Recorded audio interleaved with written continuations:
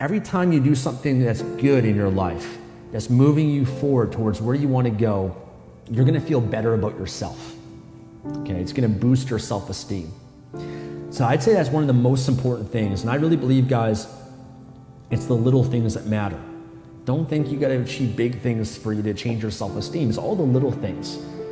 Oftentimes when you're lazy and you're not doing anything with your life, or you're not doing what you know, that's when you feel bad about yourself. That's when your self-esteem plummets. When you're sitting on the couch eating junk food every day and just watching TV, that's not going to lead to, high levels of self-esteem. And that's oftentimes the place where a lot of people are coming from when they're being negative or haters and things like that online, is because they're in that place, in that state of mind of low self-esteem. So I want you guys to understand a lot of this affects everything in our lives. If you don't believe in yourself, if you don't have levels of self-esteem, then you're not going to take any action, you're not going to do any good, and you're not going to be a force for good and wanting to make a difference out there in other people's lives, because you're coming from an empty cup, I guess you could say. You kept saying to yourself over and over again that you're not good enough, that you're a failure, or someone else said that to you. Maybe you had a parent, maybe you had a family member, or a bully or whatever that just every day or frequently was saying that you're not good enough, or nothing was ever good enough, and so you don't have any confidence. Because it's what you do every single day, how you condition yourself daily, that shapes who you are, not something that you just do once in a while. If you know certain people out there, everything they touch turns to gold. Everything that they pursue, they're successful at. And the reason for that is because of them, their belief and confidence in their self. If you look at the most successful people in history, the top achievers in the world, the top athletes, the top celebrities, the top 1% of anything, they all have an incredible amount of confidence, belief, and certainty within themselves. And that translates to every other aspect of their life. I think one of the simplest things that builds self-esteem is just taking action. When you actually take action, guys, in your life, and you do something that you know. Okay, a lot of people, they just want to consume knowledge, but knowledge is not enough. Knowledge is not going to change your life. It's what you do with that knowledge that really matters. And a lot of people, they get caught up in just consuming more and more information, but they don't do anything with it. There's a saying that goes, there's two ways to have the tallest building in the city. You could build it yourself, which require years and sacrifice and hard work and a lot of money and creativity and passion and commitment and all the different qualities it takes to succeed in anything. Or you can tear down everyone else around you.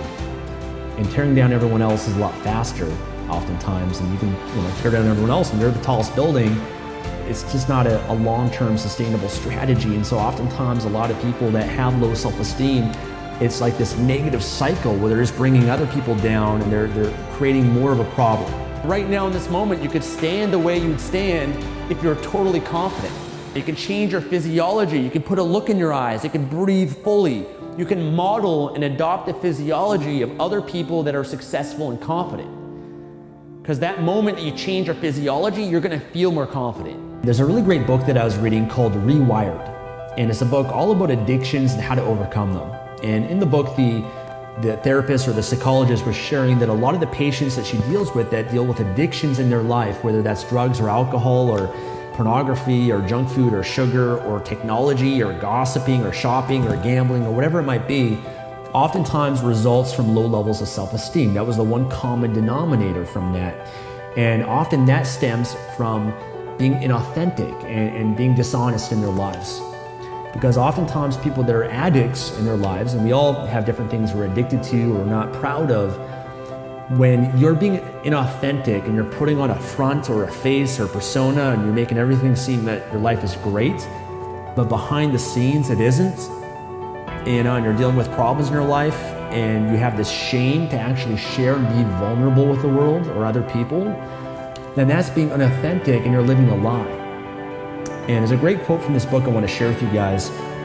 She said that lying of any kind lowers our self-esteem. Okay?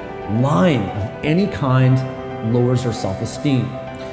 We are reinforcing our feelings of inadequacy every time we try to make ourselves look and sound just a little bit better than we think we are. A truly confident person at peace with himself or herself does not need to reach for this crutch. Now that's worth thinking about. We're all guilty of lying. We've all lied at one point of our lives. No one's perfect. And oftentimes it's the lies that we don't think about, because lying in a way, or being inauthentic, can become habitual. It's almost like you don't even think about it, you're not even aware of it. And one thing that's really served me in boosting my self-esteem is looking at all the different areas of my life that I've been inauthentic, or being inauthentic, or lying, and really practicing pure honesty, okay? Purely just being authentic.